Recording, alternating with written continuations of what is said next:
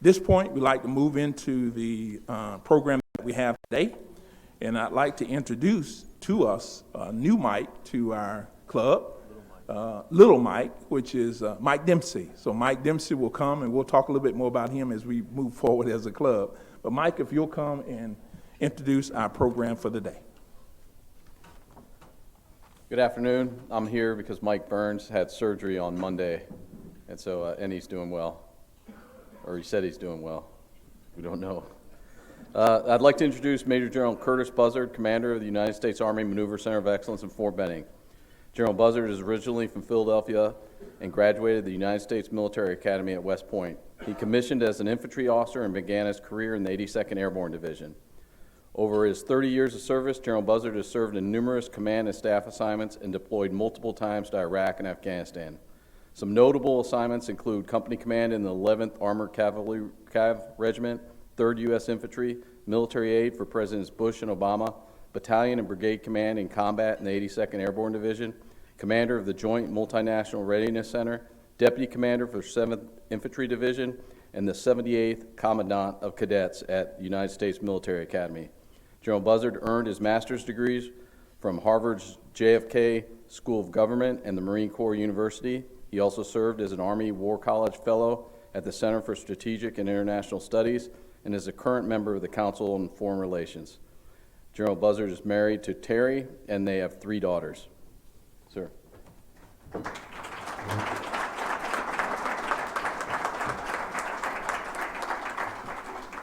Well, thanks, Mike. And while we're acknowledging great women, I just came from a women's history event on Fort Benning where we celebrated the important contributions of women across the Army and the military, and that's actually really personal to me as my wife served also, and of my 3 daughters, one's married to an Army officer, and the other 2 went a little aberrant and joined the Navy. And one's a commissioned naval officer, flight officer, and the other one will be graduating. And so just, I'd like to, again, acknowledge all the important role that women have, not just in the Army, but in our lives. And just another round of applause for those ladies in the room here today. President Hill, Rotarians, and other distinguished guests, thanks for inviting me to speak to you today. Special thanks, sir, for taking the time each month to recognize one of our soldiers at this lunch, and Drill Sergeant Pollack. Just incredibly important role our drill sergeants play. And if you want to be excited about our Army and our nation, just go out to a graduation, either at the National Infantry Museum or out on Old Brave Rifles Field, and you'll see the best of this country. You'll see an incredible, the demographics of who's out there, the pride that's in the air of the soldiers and their families. It's just absolutely awesome. And if you need to get inspired, go out there and do that, please. Every week or 2, I end up going out there a little bit unnoticed oftentimes and sneak in there just because it brings me energy. So we're going to go a little high-tech today. I don't know if hopefully this will work. We do have a couple slides and a couple videos because I think there's some neat things to share with you. So I've just entered my ninth month of command, and I tell you, I'm having an absolutely great time because of the awesome people, the great and purposeful mission we have there, as well as the tremendous partnership with the community.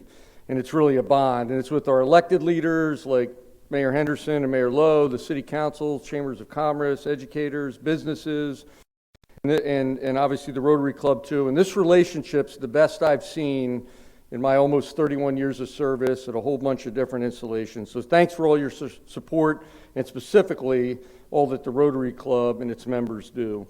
As you all know, Fort Benning is the center of gravity for our nation's decisive land power and our Army's infantry, which is our Army's infantry and armored forces. And annually, we train over 60,000 soldiers, complete 68 different courses of instruction. Our airborne school, which I went to in 1990, will graduate 14,000 paratroopers this year, with our riggers packing over 70,000 parachutes, most in the Army. And our Ranger course, I was just up in the mountains of Dahlonega yesterday.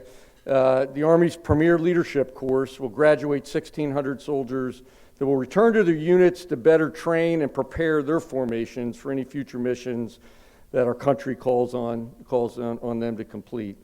We jump and fire more small arms ammo than Fort Bragg, and we shoot more tank rounds than Fort Hood. So I'd like just to roll a quick video on the training that goes on at Fort Benning. This is the Maneuver Center of Excellence.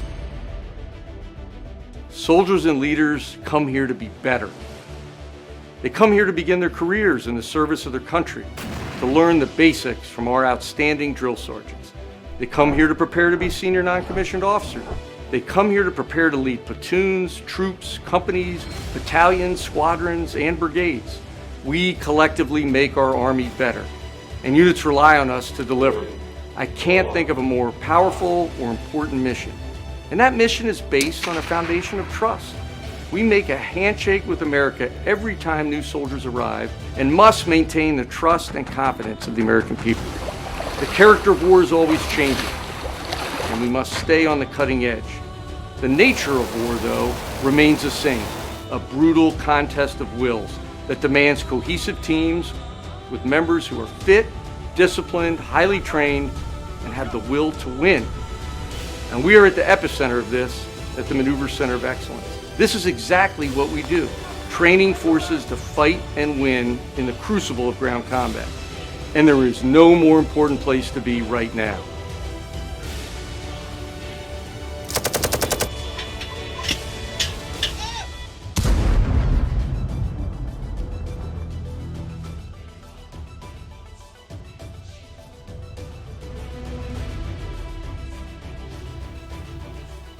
All right, I know you're all ready to sign up right now, right?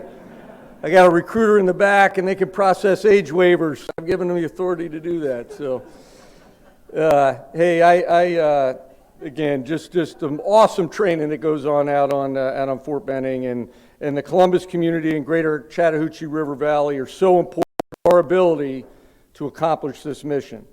Over 70% of our permanently assigned soldiers and their families live off post. And obviously, most of our civilians that work on post also live off post. And we were glad to get an almost 12% boost in the allowance that our soldiers get to pay for housing.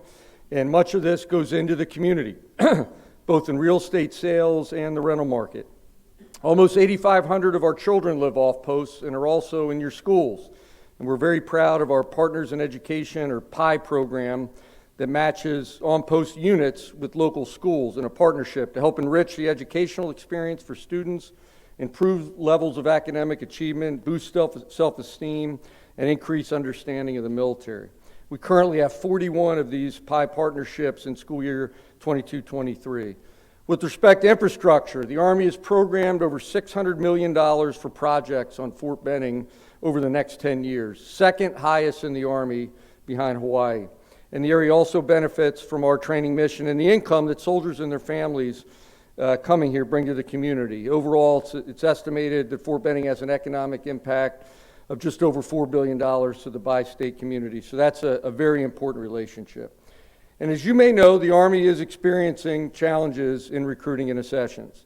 And we missed our mission last year. Only 23% of young people are eligible for service due to not meeting physical or academic standards, previous legal issues, health problems, a variety of other reasons, and only 10% of that 23% of 18 to 25-year-olds show a propensity to serve.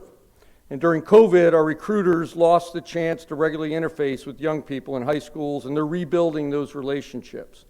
And the Army is committed to maintaining our standards. So to keep young people, in order to meet entry requirements, the Army stood up a program called the Future Soldier Prep Course, and that's at Fort Jackson right now. And think prep school prior to going into the Army, focused on academics and physical fitness. And it's working extraordinarily well. Over 95% of the young people who really want to serve and are really good young people are now meeting the Army standard. And at Fort Benning, we've stood up we were directed to stand up an academically focused version of this, and we're seeing good results also, and this may expand here in the near future. We're also partnered with the Atlanta Recruiting Battalion, and we're looking to extend our influence up into Atlanta, which is one of the Army's top 5 cities that it's focused on with respect to recruiting. But this shortfall in recruiting isn't just an Army issue. It's a national security issue, and also has a very real economic impact on our area with less soldiers training here. So I appreciate your continued support in the recruiting realm and reinforcing the tremendous opportunity that the Army offers. sense of purpose, technical skills, self-discipline, habits, good values, educational benefits, and the list goes on. And I wouldn't still be serving if I didn't love the Army and love soldiers and soldiering. And I know there's veterans in the crowd, and I appreciate your assistance in telling the Army story also. Yes, the Be All You Can Be slogan is back, and I'm glad it is because it truly epitomizes what the Army offers: limitless opportunities and possibilities. So let's roll this video here real quick. Seeing those possibilities, then going out and achieving them, that's winning. And we all know that winning matters. Having possibilities matters. It's what makes every soldier swear that I will support and defend the Constitution of the United States. America was built on embracing possibilities. This is what we do. This is what we do. This is what we do. we bring out the best in the people who serve. Because America calls for nothing less. So you can be all you can be. Be all you can be. Be all you can be. Be all you can be. Be all you can be. Be all you can be. Be all you can be. Be all you can be.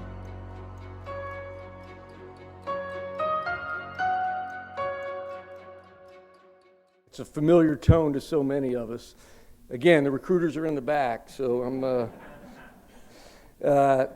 but as soldiers join the Army, we also each month have a steady stream of highly talented and educated soldiers leaving service or retiring, and that's 2,300 so far this year. And they bring with them great skills and leadership experience, a strong work ethic, excellent values and loyalty, and I really encourage those in business in the room today to seek closer ties to our Soldier for Life and Transition Assistance Program on post. We have a tremendous program led by Mr. Eddie Perez. Over 900 of these soldiers leaving were through our Career Skills Program, walked right into employment.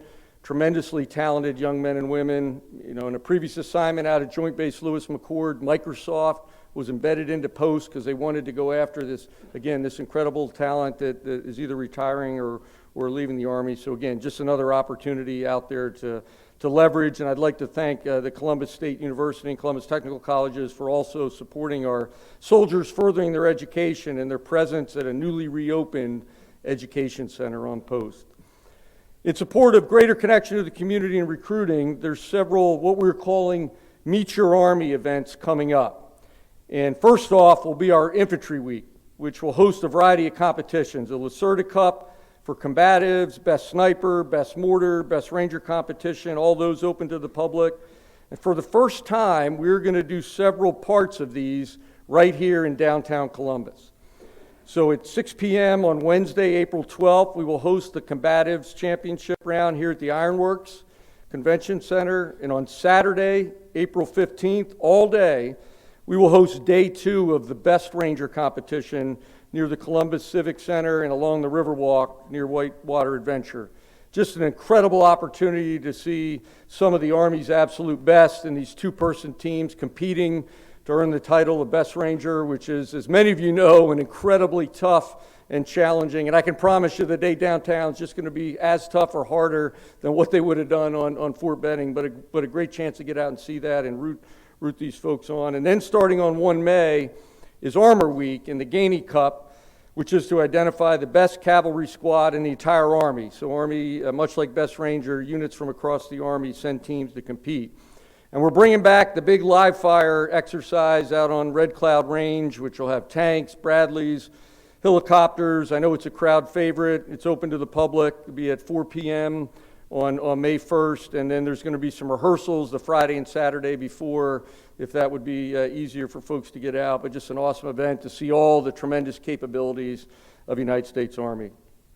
And as many of you are aware, Fort Benning will rename the post on 11 May at Doughboy Stadium as Fort Moore in honor of Lieutenant General Retired Hal and Julia Moore, 2 remarkable people. And I know there's flyers on the table for you to take a look at. Hal, as so many of you know, was a tremendous leader, courageous warrior, as described in the book and movie We Were Soldiers Once and Young, which I've now rewatched twice since I've been back in this position, particularly after I went over and got to spend time with 4 of the 5 Moore children who've kept General Moore and Julia Moore's house over in Auburn, and just filled with incredible artifacts and just such a great history. But it's really his career, not just that particular battle at LZ X-ray in Yadrang Valley, and a lifetime of service as a leader of character and his strong values that we honor.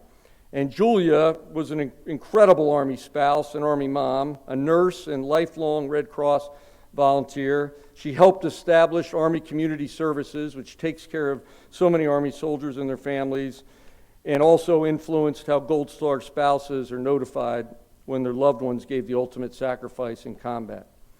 She dedicated her life to caring for her family and the families of soldiers, always putting their needs before her own. And what's great is we honor these two, and in doing so, we also honor Vietnam vets who, probably didn't always get the great honor that they deserved, as well as Army spouses who sacrificed so much to support their families and their spouses that choose to serve. And the Moors represent service, community, and family, and Hal and Julia will also serve to inspire so many others to do the same. And all the great training and personal experiences that so many of us have had on Fort Benning over the years, those will still occur. It's just under a new name and one that honors two American heroes. So I'd like to share with you a short video on the Moors.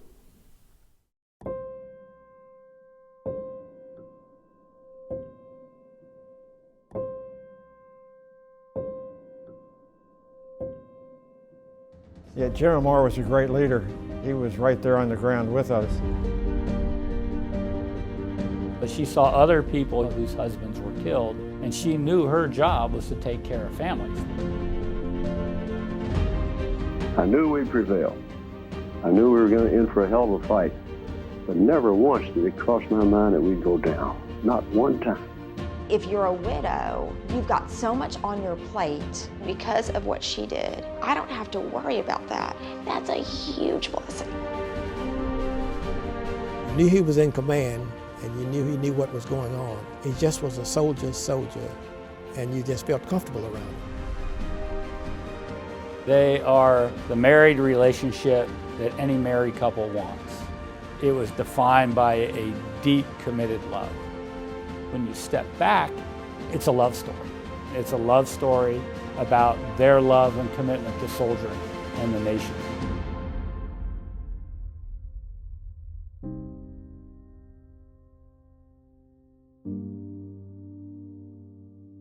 Let's give a round of applause for the Moors and our PAO that put this together.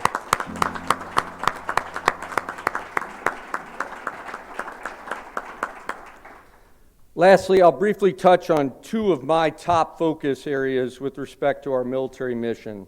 First, we're optimizing now for what we call large-scale combat operations. LSCO, we always have an acronym in the Army, but again, large-scale combat operations, while still leveraging the experience we've got over the last 20 years in counterinsurgency. But this emphasis on large-scale combat operations is important, because I fear we could be, a miscalculation away from combat in Eastern Europe or the Pacific. And this combat would be much different than what we've done over the last 20 plus years. And we're getting a glimpse of what it could be like in the ongoing Russian invasion in the Ukraine. So our soldiers must be ready. They must appreciate the changing character of war, the different means or capabilities by which war is fought, the proliferation of unmanned systems, both air and ground, the challenge of masking your electromagnetic signature, cyber threats, increased lethality. Just imagine, there have been more casualties in the first week of this war, Russian casualties, than there were that we had in 20 plus years of combat. And I could go on and on with what's different, but ultimately, it's the tank infantry team that wins. And that's what we train here. Our Chief of Staff, General McConville, has a great quote. He said, "You don't need tanks unless you want to win." But while the character of war is ever changing, these different means and capability, the nature of war remains the same, a brutal contest of wills. So instilling mental and physical toughness, the warrior ethos is still very and central to what we do on Fort Benning. This slide shows pictures on the top from World War I and on the bottom from the Ukraine. And I think it's a powerful photograph. We never want to find ourselves in these circumstances, but we must ensure that our soldiers can lead through adversity and win in the crucible of ground combat. Second and related, we are focused in our Army right now significantly on modernization and our role in building the Army of 2030 and beyond. And at Fort Benning, and in conjunction with Army Futures Command, now commanded by General Rainey, a 4-star former infantry commandant here, we're working on a variety of important capabilities. Next generation combat vehicles, next generation squad weapon, new night vision, electrification of vehicles to minimize fuel resupply, air and ground robotics, and the software to control these. And right now at Fort Benning, we are executing the Army Expeditionary Warfighting Experiment, AWE, another acronym, with U.S. soldiers, and we've also got units from the UK and from the Netherlands, and they're experimenting with 40 different technologies. And we'll host an Insights Day on 4 April on Post, and then an AUSA-sponsored Industry Day here at the Iron Works on 5 April, where General Rainey, again, the commander of Army Futures Command, will be here, and we expect a big turnout from industry. So bottom line, the Maneuver Center of Excellence will be at the forefront of technology development, and this offers an opportunity for this community as we seek partnerships with high-tech industry and colleges and universities. A tremendous opportunity for Columbus and the region. So in conclusion, thanks for the chance to speak to you all here today. Thanks for the support in the past and going forward. This relationship, again, honestly, is like no other, and I greatly value it. And the Columbus Rotary Club is a strong pillar within the community. I hope to see you all March 31st at the State of the Fort Benning event at the National Infantry Museum. And thanks again for having me, and be all you can be.